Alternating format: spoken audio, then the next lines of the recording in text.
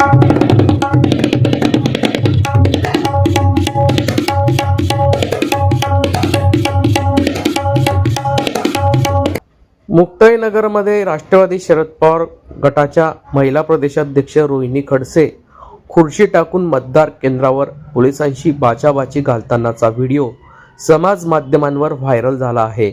शिवसेना शिंदे गटाचे कार्यकर्ते या मतदान केंद्रावर गर्दी करत असल्याचा आरोप करत असून त्यांना मतदान केंद्राबाहेर यावेळी काढण्यात यावे।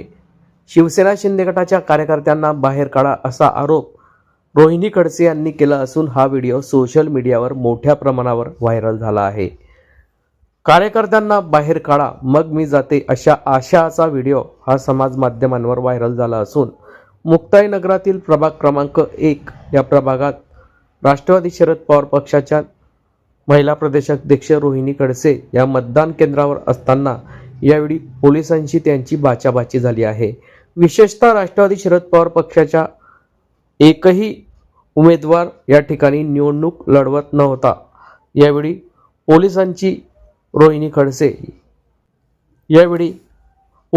रोहिणी खडसे यांची बाचाबाची झाली असून हा व्हिडिओ आज सोशल मीडियावर 4 डिसेंबर रोजी दुपारी 4 वाजता यावेळी व्हायरल झाला असून मुक्ताईनगरात मात्र या व्हिडिओची एकच चर्चा रंगली होती।